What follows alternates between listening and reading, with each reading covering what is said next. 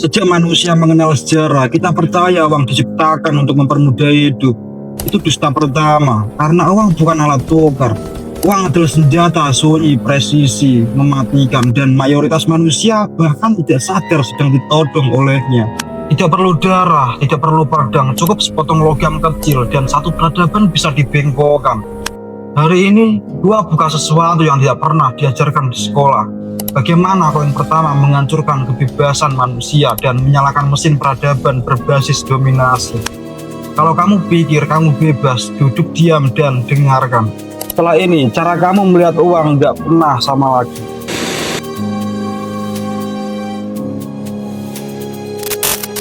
Barter itu setara, dua manusia berdiri di tanah yang sama. Nggak ada yang lebih tinggi, nggak ada yang lebih rendah. Tapi ketika koin muncul, dunia berubah bentuk. Bukan lagi datar, tapi menanjak tajam ke atas. Tiba-tiba ada penguasa, ada yang menguasai, ada yang tidak memiliki apa-apa, dan jurang itu tidak terjadi alami. Itu dibuat. Karena koin bukan sekadar logam, koin adalah alat untuk memusatkan kekayaan, mengunci kelas sosial, dan membuat eksploitasi jadi sistematis. Orang kaya tidak perlu lagi menusuk manusia, mereka cukup menaikkan harga.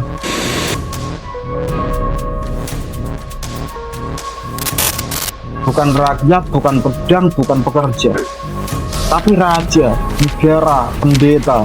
Mereka tidak hanya mencetak logam, mereka mencetak kekuasaan. Mereka berkata, koin ini sah, koin ini suci. Mereka mengukir wajah dewa dan raja di atas emas agar setiap transaksi jadi ritual tunduk. Menolak koin berarti menolak negara berarti otomatis musuh. Dan disitulah koin berubah menjadi aturan tak tertulis yang tidak bisa dilawan.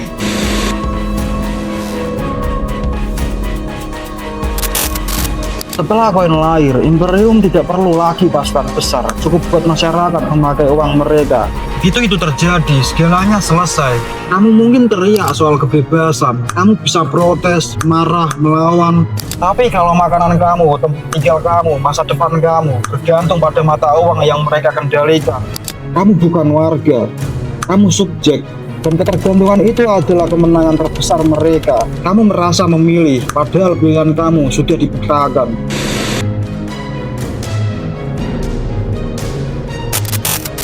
Saat koin beredar, penaklukan berubah bentuk. Roma tidak perlu membakar desa, cukup membanjiri wilayah asing dengan koin bergambar kekaisaran. Ketika masyarakat memakai koin itu, mereka sudah tunduk tanpa sadar. Ekonomi mereka otomatis terikat. Kerja mereka mengalir ke jantung imperium. Tidak ada rantai, tidak ada borgol, tapi perbudakannya lebih rapat. Karena kali ini, orang tidak tahu mereka dijajah.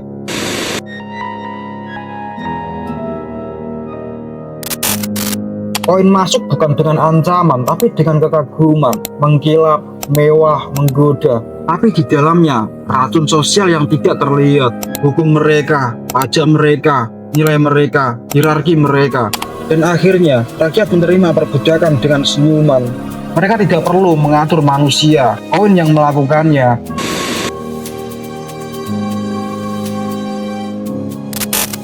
Barter itu bebas, tapi koin hanya negara yang boleh mencetak. Kelangkaan itu dirancang, bukan terjadi alami. Dan kelangkaan berarti satu hal, siapa yang mencetak, mengatur, siapa yang hidup. Dengan koin, negara bisa memutuskan siapa berdagang, siapa dibiarkan kelaparan, siapa boleh kaya, siapa harus tetap di bawah. Setiap koin baru adalah perintah, hidupmu di bawah kendali kami.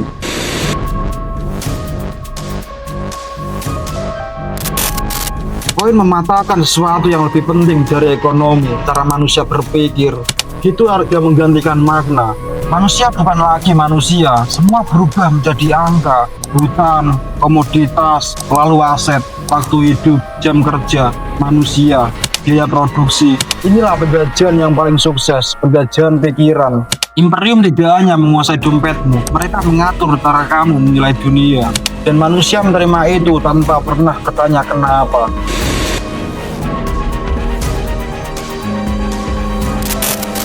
Inilah kebenaran yang paling dingin dan paling brutal. Manusia tidak takut mati, manusia takut kehabisan uang. Itu bukti seberapa dalam mekanisme ini menembus saraf manusia. Koin bukan hanya menyerang ekonomi, ia masuk ke otak, ia mengubah kecemasan menjadi kebiasaan. Ia meretas insting bertahan hidup. Kamu bangun memikirkan uang, kamu tidur dengan ketakutan tentang uang. Tiap mimpi, hubungan, cita-cita, harga diri, semua dilebur jadi hitungan nominal. Ini bukan kecelakaan sejarah, ini hasil rekayasa yang berlangsung ratusan tahun. Generasi demi generasi diajari bahwa bertahan hidup uang, nilai diri, penghasilan, kebebasan, daya beli.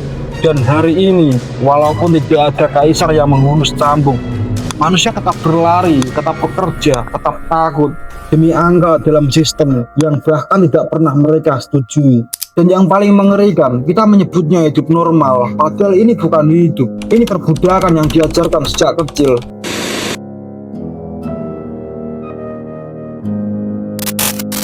Mereka bilang uang itu alat, mereka bilang uang itu netral, mereka bilang uang membawa kemajuan. Yang ada hanyalah kebohongan. Uang tidak pernah dibuat untuk kenyamanan, uang selalu dibuat untuk kontrol. Mereka menginginkan tanahmu, mereka menginginkan tenagamu, mereka menginginkan kepatuhanmu, tapi mereka tidak bisa mengambil semua itu dengan kekerasan. Jadi mereka membuatmu percaya bahwa kau bisa berpartisipasi. Mereka menamakannya ekonomi, padahal inti sebenarnya adalah ketaatan. Kau pikir sedang membeli makanan? Tidak. Kau sedang membeli izin untuk tetap hidup. Tiap koin yang keluar dari tanganmu bukan bukti bahwa kau punya pilihan, tapi bukti bahwa kau sudah tunduk.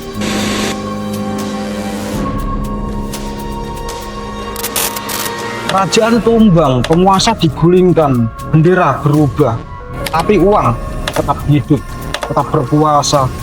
Karena uang bukan logam, uang adalah sistem virus, kepercayaan kolektif yang tidak pernah dipertanyakan. Istana bisa hancur, min tetap mencetak, diktator bisa melarikan diri, bank tetap buka. Penguasa sejati bukan manusia, penguasa sejati adalah mekanisme, dan mekanisme itu lahir dari Koinek. Kamu pikir kamu bebas karena tidak lagi membungkuk pada raja. Lalu kenapa setiap pagi kamu bangun untuk menghasilkan mata uangnya? Kau bukan bebas, kau hanya budak modern yang bertani angka bukan padi. Dan koin adalah cambuknya.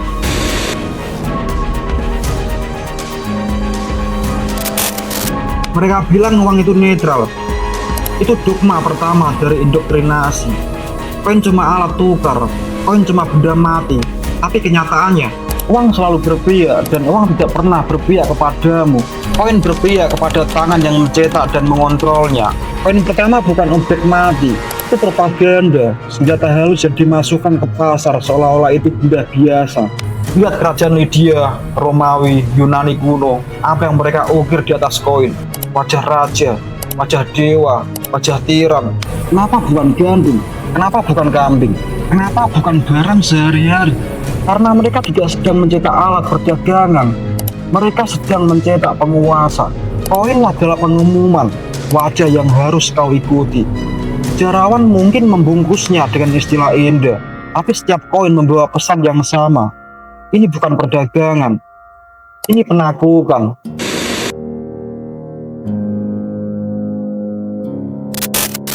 Para penguasa kuno tidak berhenti di ekonomi. Mereka ingin menguasai jiwa manusia. Mereka mengukir wajah mereka di logam, bukan untuk dihormati, tapi untuk disembah. Ketika mereka mengukir simbol-simbol suci, itu bukan penghormatan kepada dewa, itu perebutan otoritas ilahi. Kita menjadi benda suci, dagangan menjadi ritual, taatan menjadi ibadah. Dan ketika agama akhirnya berdiri, terpisah dari negara, apa yang mereka lakukan? Mereka meniru trik yang sama. Donasi menjadi dogma, persembahan menjadi pajak, imam menjadi transaksi. Yang nilai gini bisa dihitung, dicetak, dijual. Ini bukan lagi penyembahan, ini kontrol, gelombang demi gelombang, zaman dari zaman.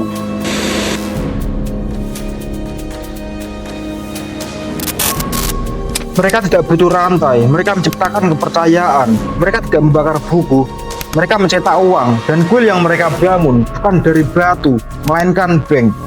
Penjara terbesar yang pernah dibangun manusia tidak memiliki jeruji, tidak memiliki penjaga, tidak memiliki kunci. Hanya satu hal, keyakinan tak terlihat mutlak. Ini bukan kebebasan, ini kepatuhan yang menyamar sebagai pilihan. Mata uang berubah menjadi Tuhan, baru, dingin, diam, tanpa ampun. Ia tidak butuh mukjizat, cukup tenagamu. Ia tidak butuh penyembah, cukup pekerja. Ini bukan lagi soal raja atau kaisar. Para raja memang mati, tapi arwah mereka hidup di dompetmu, di gajimu, di ilusi yang kau sebut karir. Kau tidak bekerja untuk hidup, kau hidup untuk bekerja. Kau tidak memiliki penghasilan, kau disewakan. Ini bukan kapitalisme, ini perbudakan teologis yang diberi angka. Imanmu bukan lagi di langit, tapi digigit. Kau berlutut setiap tanggal gajian, kau mengaku dosa pada bank, kau menebus kesalahan dengan bunga. Dan saat sistem runtuh, kau tidak mempertanyakan Tuhannya, kau menyalahkan dirimu sendiri. Karena begitulah kepercayaan bekerja, ia membuat tahanan berterima kasih pada kandangnya.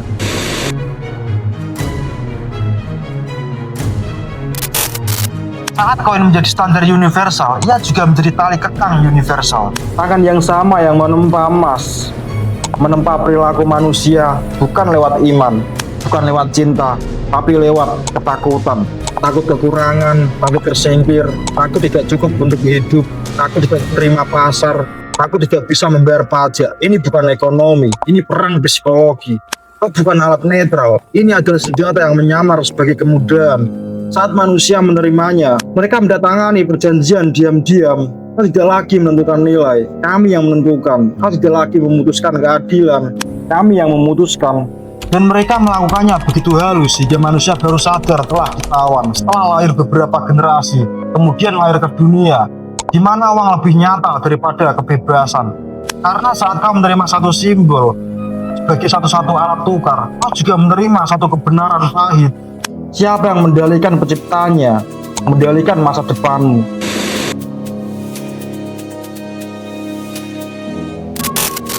Koin tidak hanya mempermudah perdagangan, ia menyederhanakan hierarki. Nilai tidak lagi ditentukan oleh kegunaan, tapi oleh akumulasi. Masyarakat berhenti menghormati kebijaksanaan, mereka mulai menyembah kekayaan. Dan kekayaan dalam sistem ini adalah apa? Izin untuk makan, izin untuk hidup, izin untuk bicara, izin untuk eksis. Kau memberi penguasa senjata baru, realitas yang bisa dijatah. Kau menghancurkan desa, tahan suplai uang. Kau meruntuhkan kerajaan, devaluasi simbolnya. Kau membunuh perlawanan, cukup dengan inflasi. Tidak perlu cambuk, cukup kendali koin. Uang menjadi tali, koin menjadi rantai.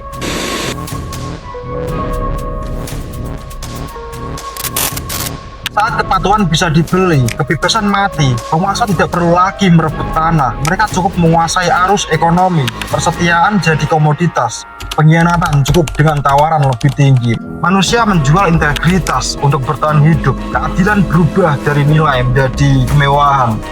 Kebenaran tidak relevan jika kau tak mampu mengucapkannya. Setiap koin yang dicetak berkata tanpa suara, kau milik kami.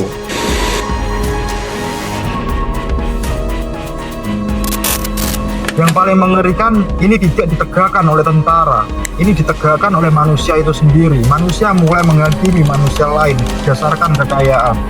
Mereka mulai bercita-cita menjadi budak asal kandangnya berlapis emas. Mereka mencemooh yang miskin, mereka menyembah yang kaya, dan mereka menyebut ini peradaban. Padahal yang mereka bangun adalah penjara ekonomi, tanpa tembok, tanpa gerbang, tanpa jeruji. Hanya satu lingkaran tak berujung, kerja demi uang, uang demi hidup, hidup demi kerja. Kandang emas, tetaplah kandang.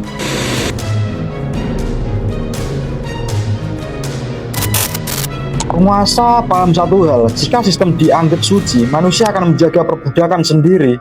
Maka uang dibungkus mitos, dewa diukir di koin, raja dicetak di logam. Mereka bilang ini bukan penindasan, ini takdir. Dan manusia lapar akan kepastian, lapar akan makna, membeli kebohongan itu. Dengan tenaga, dengan kesetiaan, dengan hidup. Di balik setiap koin, kendali. Di balik setiap ekonomi, patuhan.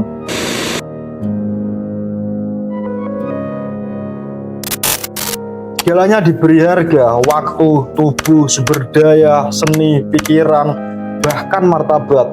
Nilai diri diukir dari saldo. Tanpa uang, tak bersuara, tak aman, tak punya masa depan. Ini bukan kemajuan, ini rantai abstrak, tak terlihat tapi mencekik. Penjara paling efektif adalah yang membuat merasa bebas karena kau bisa memilih kandang mana yang ingin kau masuki. Apa harga dari semua ini? Budaya musnah, pengetahuan hilang, otonomi lenyap. Hubungan manusia diganti transaksi, kepercayaan diganti kwitansi, mimpi harus produktif agar sah. Kita berhenti hidup, kita mulai melayani sistem, semua karena satu hal, kita menerima koin, kita mempercayainya, kita terlalu takut hidup tanpanya.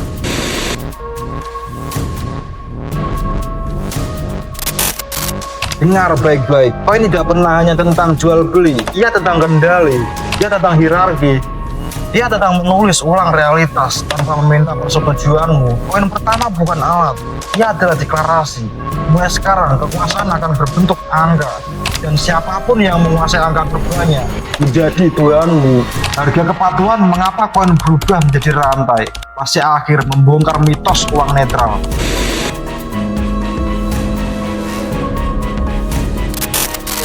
Mereka bilang koin itu netral, mereka bilang uang tidak punya moral, mereka bilang uang hanyalah alat, media tukar yang pasif. Mereka berbohong karena uang selalu milik dia jauh sebelum kau menggenggamnya. Koin tidak lahir dari pasar, koin lahir di istana, ditempa oleh penguasa, dicap dengan simbol kekuasaan, dikendalikan oleh mereka yang tidak pernah berniat adil, hanya berniat menguasai. Jadi saat mereka berkata uang itu netral, tanyakan ini. Mengapa hanya raja yang boleh mencetak koin? Mengapa wajah rakyat diganti wajah kaisar? Mengapa koin hanya berlaku di pasar yang disetujui negara? Mengapa setiap pemberontakan selalu dihukum secara ekonomi? Karena uang tidak pernah netral. Ini adalah perpanjangan dari takhta.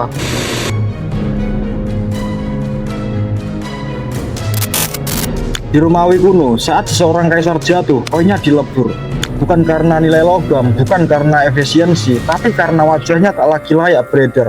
Wajah di koin adalah klaim ketuhanan. Menggunakan koin itu berarti tetap tunduk, meski sang penguasa telah mati. Itu bukan netralitas, itu perang ideologi. Setiap transaksi adalah ritual ketaatan. Setiap pembelian adalah pengakuan kekuasaan. Tanpa pedang, tanpa teriakan, hanya simbol.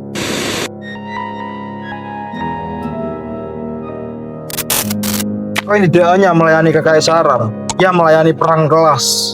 Jika kau miskin, kau tidak memiliki koin, kau adalah yang dipertukarkan.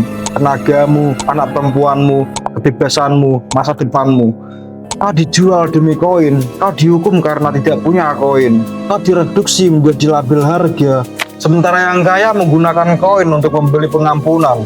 Ini bukan ekonomi, ini perdagangan manusia yang disamarkan sebagai teori.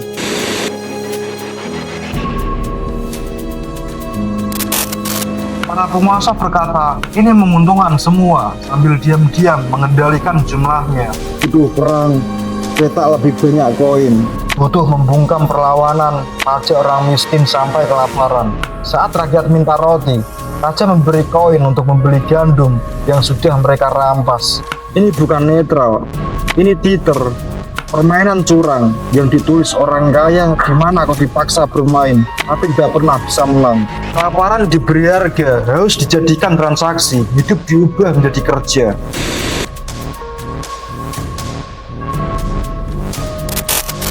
Jika uang netral, ia akan melayani keadilan. Jika uang netral, ia akan menguatkan yang lemah. Jika uang netral, ia akan memberontak melawan tirani. Tapi uang tidak pernah melakukan itu. Ia selalu mengalir ke atas karena memang dirancang begitu. Sistem ini tidak dibuat seimbang, ia dibuat untuk menyedot. Dan koin alat yang membuat penindasan tak terlihat. Mereka tak perlu lagi memperbudak tubuhmu, cukup menguasai sistem yang kau butuhkan untuk hidup.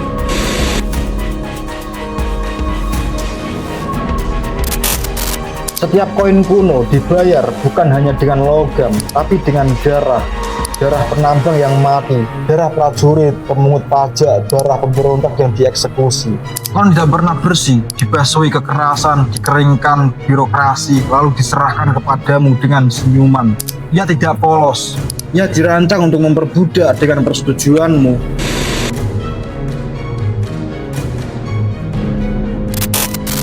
Mari jujur tanpa basa-basi, kau bukan target dari sistem uang, kau adalah bahan bakarnya.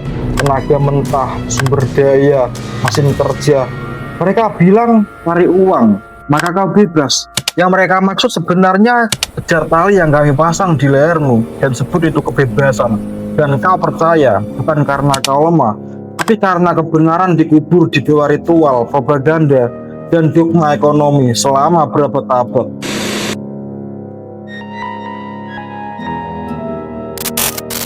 Sekarang buka topengnya. Kau tidak diciptakan untuk menolongmu, ia diciptakan untuk mengelolamu. Mata uang tidak membebaskan manusia, ia memprogram uang manusia. Poin pertama bukan perayaan perdagangan, ia adalah akta kelahiran kepatuhan. Dan sejak saat itu, setiap kekaisaran, setiap kerajaan, setiap negara modern berdiri di atas kebohongan yang sama, bahwa uang itu netral, bahwa perdagangan itu adil, bahwa kepatuhan adalah kemakmuran. Sekarang kau tahu.